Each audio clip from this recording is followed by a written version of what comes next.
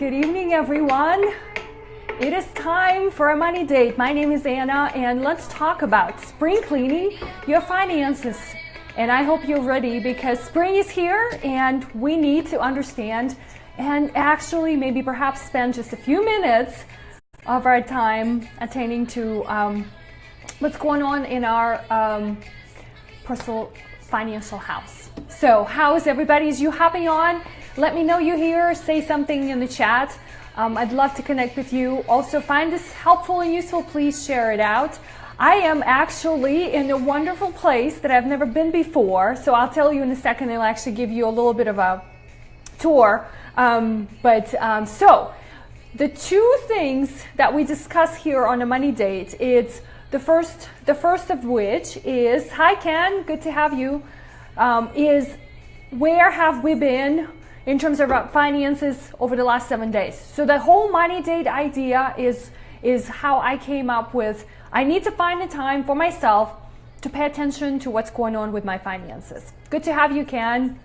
Hope you're doing well. So money date is just a time that I want to remind myself, take a look, pause. And there are three things that I need to know. And they are, how much money did I spend over the last week? How much money did I make? And I think you can relate to that because, hi Wanda, good to have you here, because some of you are on a variable income. And then the third one is, do I have a savings goal and am I staying on target with my goal? Those are three things that I constantly remind you guys to check on. That's the idea about dating your finances. And I know that some weeks, perhaps it's not going to be as easy. Perhaps it's not going to be as pretty of a picture. Maybe you have to have that difficult conversation with your loved ones. By the way, the money date idea came because I wanted to talk to my husband. I wanted him to have an idea and understanding. I wanted us to be on the same page. So I challenge you to do the same. Okay. Now, the second part of what we do on the money date here is that we learn something new. So a couple of things I'll share with you in between, and then I'm going to dive into a topic of spring cleaning your finances. I bet you didn't think about that, just like many of you don't think about dating your money. So let me show you a bit of a view from where I'm at. I am attending a conference in the beautiful state of Montana. I've never been here before. So let me see. Oh, okay. I just want to make sure I can flip the screen. So I will show you just a bit of a view. It is a bit cold, but I'm inside, so the mountains are beautiful, so I hope you can see it.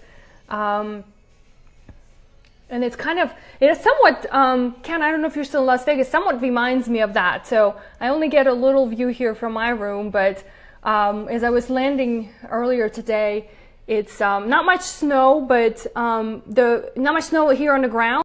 It's really, really, really beautiful view. So I'm gonna park back here at my desk so you guys can see me well. But that's where I'm at. So, and I'm attending this conference with a whole bunch of other financial advisors, and we're gonna strategize and plan and talk about our businesses and how to take it to the next level. So that's kind of what I'm doing. All right, so that's really my money win for the week. I'll be here through Saturday. And then, oh, you're back in Ohio. Okay. Yeah. So hi, Lisa. Good to have you.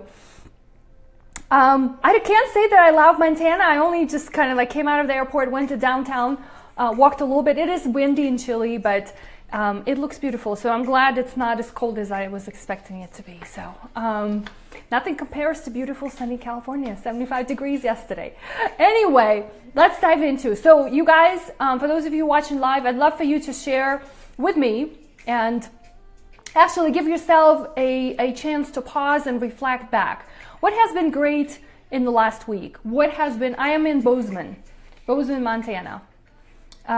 What has been great for you in the last week? Now, I'm talking about gratitude, but I'm really talking about gratitude in terms of your finances, okay? Because we have to tie in things to our finances. And I think a lot of times, I've had so many phone calls, I had a little bit of work to do in the afternoon with my clients and prospects, and it just seems to be a little unhappy out there. I don't know, maybe it was just folks that I spoke to, but I think what helps us get over some of these frustrations we have, right, is actually pause and reflect and figure out what has been so good, okay? So that's what I'm talking about, that reflection, and I call that a money win, right? Because I am pretty sure that you can tie that into whatever it is that's happening in your life with how your finances are. So it's kind of like that spring cleaning that I'm talking about. We gotta clean it internally, people, okay?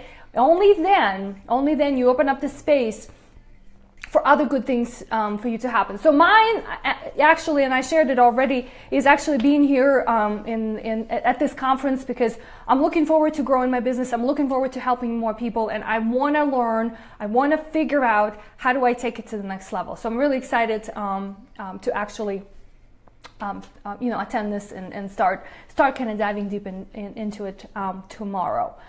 So let me know what your money win is. I started really simple, right? When I started doing gratitude, and it was actually a lot more intensive than that. So I started really simple. It was just simple things that I never taken for granted. I was just, I think like most of us will say, living.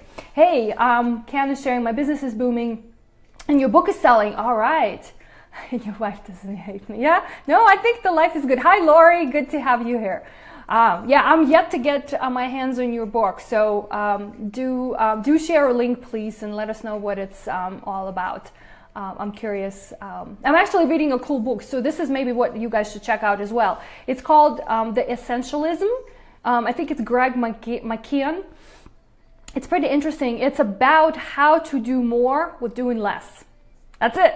So finding the essential things, and it's not just, delegating everything. There's a whole book on it. It's pretty neat. It's not easy to implement. So I'm kind of struggling with the book, not reading the book, but as I'm reading and saying, all right, how am I going to implement that? What am I going to do? So check it out. It's one of the things that I'm going to actually start using more and more in the financial conversations that we have. So with you guys watching, thanks for sharing the link, Ken. I appreciate it. I'll check it out. All right. So with those of you watching, let's dive into the topic. So spring cleaning. I actually, I used to do back in the day when I was just starting out as a financial planner. And I only had one office. This was back in early 2000s. I used to live in Maryland, DC area. I would actually call my clients and say, I have this phenomenal service for you. And I called it a spring cleaning, right? Spring cleaning for your finances. And no, I don't have a book yet, Ken, but I have a few courses, training courses, and I have an ebook. So I know what you're going to say, but I'm thinking about it with all the other projects I have going on. So I would offer my clients a service about, I have written an ebook that goes along with my course. Hi, Erica. Good to have you here. It's actually interesting question that you raised right now. So Money Date, idea and the whole show came out of my Money Flow course system that I teach. It's a 5-week course about how to set up your finances so everything is streamlined and automated. And so Money Date is actually one of the things that I designed as part of that course. So and then after a while, I was like, I'm going to have a show just for that. So. But back in the day, I used to offer my clients a service where I would come to their house. They would give me all of their files, right? This is when I only had a few clients to worry about. And I would organize them for them and I would shred them. That was the idea of spring cleaning. People loved it. This is before we had the idea of, scanning things and subscribing to, online statements and things like that. So this is back in the day. Now, the idea of spring cleaning has not changed. I propose to do that every year, right? And sometimes I, just depending on, how your schedule is, maybe you can do this at any time of the year other than spring, as long as, your system needs it. So the idea is that to create space, to get rid of the stuff that you don't need. And I know, I can almost guarantee you, if you had to show me your system, right, for keeping your finances, whether it was paper system, your online system, I'm going to talk about both. I am pretty sure that it's not going to look as pretty as you would have hoped for. So that's what I'm trying to do. So I'm going to talk about 5 things, right? So it's not just file shredding and file organizing. There are other things that I think are good practices to put in place in terms of cleaning out your financial house. So obviously, number 1 is shredding and getting rid of the statements. Now, you guys need to remember that, first of all, everything is available electronically. Okay, so that's number one. Number two, and I don't mind if you get statements in the mail, right? And you have some kind of, you know, filing cabinet or folders that you put all this stuff in. What I want to challenge you is that, do you need to keep those things beyond 12 months? And so things like, this conversation is making you nervous. No, Ken, you'll be fine. You'll be fine. It's just, you just have to face the reality. So things like, you know, utility bills, credit card statements. I don't know if you collect receipts. I've stopped doing all of that long time ago. Everything for me is either electronically, or if I receive it, it gets shredded. So those kinds of documents, right? Maybe account statements. Those kinds of documents need to be kept for 12 months. Okay? So shred everything. Do not put your personally identifying kind of information in a trash can. Okay, there are plenty of shredding services that you can use, and if you have to pile up, and I do a lot of shredding myself, it's actually really easy. My local UPS store does it. They do it by the weight, so, and you can actually pay, and you have a receipt, so it's a formal shred, so it's not like you're just dumping the file somewhere. So those kinds of files are, especially if you have hard copies, 12 months the most is what you need to keep. The only records that you have to keep more than 7 years are your tax returns. Okay, so anything that goes with the tax returns, all the you know, supplemental statements and paperwork, that needs to be kept for 7 years. Now, I got to think about something as I was preparing to talk to you about this topic today, is that it's probably been enough years now, at least for me, that my tax return and all the supporting information has been all transitioned to be in electronic format. So, because I know I still have some paper files for, you know, back taxes, but I'm gonna go through and look at my filing cabinet. I don't have a big filing cabinet. It's a small one, but 2 drawers, you know, top and bottom. So that's the only thing that you really need to have above and beyond, because you can get audited, right? And you know, the deal with IRS is that the person who has most documentation, most proof, actually wins the cases. So, but we're not going to go there. We're not talking about auditing today. So that's the first step. All right. Now, if you want some additional ideas and suggestions on how to set up a certain system, and you know, I have plenty of, and I can share links in our conversation today. I've recorded a couple of other videos to do that. Now, number 2 cleanup item on your spring to-do list is get your credit report, people. I just did a webinar. Hi, Mike. Good to have you. I just did a webinar yesterday for our clients on identity theft and credit report and credit scores and password protection. And I'll talk about this today. You will be surprised how many people do not look at their credit report. Now, I want it for 2 reasons. Number 1 reason, I want you to understand what is on that report. Okay, because it very closely ties into the identity theft. All right, because I think what we all need to accept at this point in the modern world, the technology that we use, the conversations that we have like this, there is no privacy. All information about us and things that we have, our finances, right, personal stuff, is all available if somebody wants to get a hold of it. Okay. So what you need to do, you need to be aware of it, and you need to understand where things are. That's why pulling your credit report will allow you to see all the different accounts you have, which accounts are still open, which accounts are not yours. This is when you can actually catch red flags in terms of, right, seeing what's going on. Now, many of us only pay attention to the credit score, right? Oh, my credit score is 850, or that's the highest, but 800 something. All right, well, good. That's probably one of the indicators, right? In terms of the idea that everything on your credit report is good. But it is not the only one. Now, there are a couple of places where you can pull the credit report. So number 1 is annualcreditreport.com. That's straight up free credit report. Now, there's 2 differences. There's a credit report and there's a credit score. You can get both. Once a year, I recommend for you to have both. Now, if you don't want to pay anything, then annual credit report gets you your actual report. If you want to have your FICO score, or you haven't pulled it in a while, and I mean 12 months or more. Then two things. I use creditkarma.com. So creditkarma.com is one, and then creditsesame.com. So those sites actually allow you to pull your reports. Now, each of the credit reporting agencies, Equifax, TransUnion, and Experian, three of them, actually, I pulled my credit report on Experian the other day. They allow you to pull one for free. So you have plenty of resources. Get that out of the way. And then you don't have to do this again until next spring. Number three, okay, line item on number 3 on our list is passwords.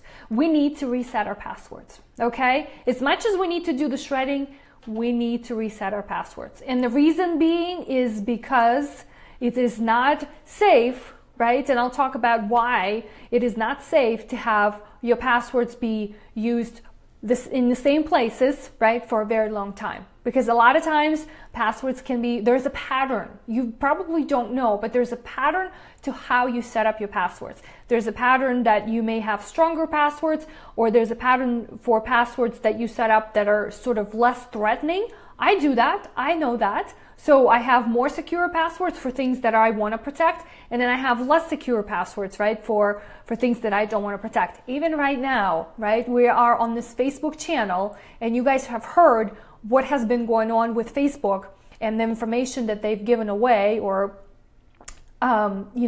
distributed. I don't even know. Hi, Joanne. Good to have you here. I don't even know what's the right word, but they've distributed that information in terms of our privacy. So changing passwords is one of the practices. Now, I do this twice a year because I have a lot of personal information of other people I have to protect. So to me, that's important. But for my own personal use, even this password on the Facebook account, I was actually thinking about that. I don't think I've changed it in a long time.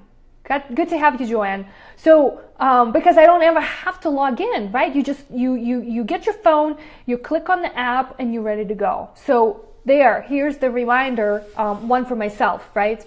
I thought I was perfect. I'll get there one day. So now, how strong are your passwords is another question. Do you have duplicate passwords, right? So, maybe you use certain characters. You want to have strong passwords, okay? And you want to change them frequently. I use Password Manager. LastPass.com is what I use. I'm comfortable with that because it generates random passwords, crazy looking characters, numbers, and I don't even have to remember those passwords. It's a sort of vault for all of the stuff that you have. You could have another backup system. We were just talking about this the other day with my clients. There's not a perfect solution for any of this, but there's a solution that works for you. So I found a way to use Password Manager, right? And then I also have a backup system in case I cannot get into my Password Manager, because if I can't, then it's pretty difficult for me to log into anything that I need. So have a system to have your password stored, and then have a system to back it up, okay? So 2 places, whatever works for you, but 2 places, okay? All right, number 3 is the favorite of all, but we're gonna review our spending plan. Actually, sorry, number 4. We're gonna review your spending plan, all right? I ask you to do this every week, right? It's silly, nobody likes to do that, but it is so necessary and so useful. So if you haven't been really participating in my money dates, that's okay. I welcome you here today, but at least give yourself a treat, and once a year, take a look at where your income is coming in. Take a look at where your expenses are going. Here's an example. I'm kind of on the hot seat today, because all of this stuff, just like you guys, I'm living this stuff as well. Even though I'm spending a lot of time talking to other people, I was on a plane. I had a layover in Seattle. It was from San Francisco to Seattle, and then Seattle to Bozeman, and because I usually fly United, and so the Alaska Airlines have a different Wi-Fi provider, and I wanted to connect to the Wi-Fi, right? I want to get online. I remembered that in early February, Yuri and I went to Mexico, and I actually signed up for a pass to get online because it was a longer flight. I needed so anyway, long story short, I realized that I signed up for a pass to use this Wi-Fi that I still haven't canceled. And the minute I was like, well, how am I going to pay for it and which plan do I need? When I looked into my account, I realized that I was still, so 2 months into the year, I still have that pass. So those kinds of things that we're not paying attention to, right? Because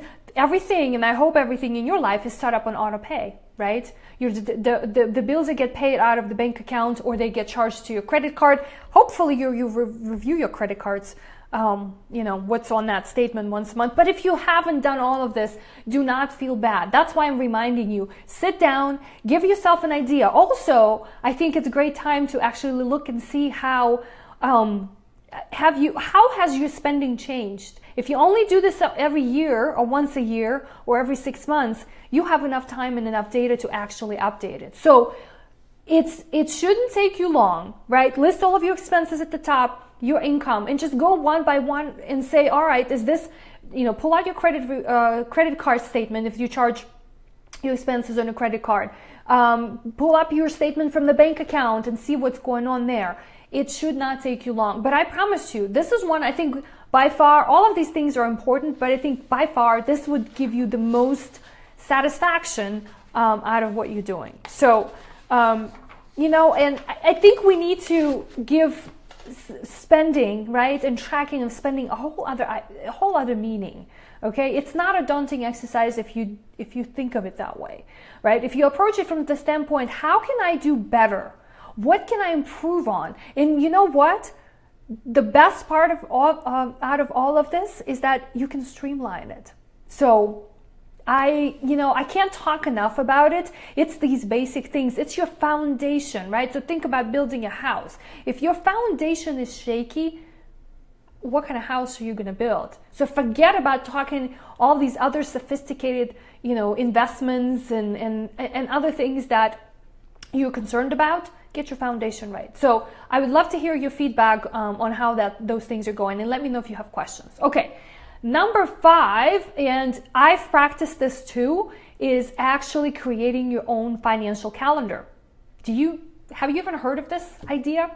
So what I do is, for my clients and how I actually teach some of the topics that we're talking about. So have you noticed that the first quarter is almost over, that in the first quarter I try to kind of organize and sort of put everything in place, check with everything. That's where the spring cleaning kind of, towards the end of the quarter, because we're kind of into the spring.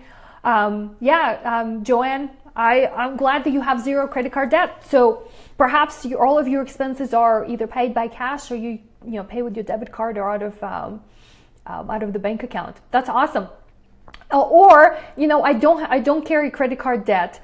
And I've learned from mistakes in the past. I've had credit card debt that I had to pay off. I pay my credit cards off every month. I do use a credit card. I'm a frequent traveler, so I play the game of rewards and miles. I like it. But I do pay it off. I don't have to worry about not doing it. And I have, as I was talking earlier, the idea of Money Date came out of my course, right? Money flow system, where I actually have a structure of how I set up my accounts to operate, how my bills are paid, and how I'm using, all of those tools. Yes, I think I've heard a saying the other day, and I have to remember that. I think most people, right? Most human beings will actually change something about their behavior, right? When they actually get in a hard situation, when they basically get themselves in trouble. So somebody said the other day, and I don't remember the exact saying, but it was something like, only fools learn from their mistakes, right? So why do we keep doing those things? Why don't we just learn from others, right, and apply it to ourselves? But I think there's some kind of a, psychological and emotional level, because if it doesn't hurt, right, most likely we won't want to change. So I don't know. Anyway, I know it's a sensitive topic for most, and so yes, you just have to find a system that works for you. And we can talk about that at some other time. It's a whole other story. So financial calendar. So what I wanted to say is that divide your calendar into quarters. I know that a lot of these topics could be overwhelming. So divide the calendar, take a 12-month calendar, put 4 quarters on the calendar and say, all right, in the first quarter, I'm going to devote my time, right? And maybe you can set up monthly tasks for yourself, or say, okay, months of January, I'm going to do this, right? Months of February, I'm going to do this. So give yourself sort of 4 big topics to focus on. Maybe like what I did was I organized it by, and this is, I think we have organized, we have review. The second quarter for us will be review. So going over things like insurance policies, documents, just anything that needs to be reviewed. So first you need to organize. So whatever it is, whether you need to spring clean your house, your financial house, you need to clean it, get your credit report, update and, review your budget, whatever that is, do that first, because it's kind of like almost springboarding you into the next level where, okay, so then look at your various insurance programs. Maybe you still need to focus on paying off debt, and then sort of kind of build up on that. So have a calendar that will give you that idea, because I know how it is with my clients that sometimes it's just way too overwhelming, right? Because if I hand you this plan, or I say, here's the list of things to do, and what I do is I actually break it down for them, say, here are the first things that are important, we're going to work on them right away, the rest of the stuff could wait, it's not as threatening. So and it's not just doing this on the paper, okay? What I propose to do is actually set up dates, right, for yourself on your calendar, and commitments, right? So basically, for me, if I don't put an appointment on my calendar, right, even if it's just a small, tiny 15-minute appointment, it's not going to happen. So do that for the rest of the year. I know we're down with 1 quarter, but at least for the rest of the year, so that when January 1st comes up next year, you have a much better structure. And you know what? Do you know the best part of all of this? I hope you do, because you get to repeat it again next year. And if you lay the foundation now, it only gets better. So I actually had that realization. As long as I've been doing financial planning, but it's like you keep coming back to it. And, yes, you graduate to the next level and you do better with certain areas, but you still come back. Okay? So those are my tips for cleaning your financial house. I do have a cute quote to share with you, and thanks for staying with me for quite some time. So here it goes. We're used to cleaning the outside house, but most important house to clean is yourself, your own house, which we almost never do. And this is Marina Abramovich. So I remind you that it is definitely important to clean internally, right? And I think a lot of times when it comes to finances, we kind of hold that not so positive spot, right? Space inside. And letting go some of these things creates that flexibility, creates the energy, and opens up for possibilities, for new beginnings, and for things that you probably haven't even thought about. So I appreciate you watching. Thanks for joining me. Do let me know what your money win is for the week. For those of you who are watching this in replay, and I will see you all next week. Thanks so much.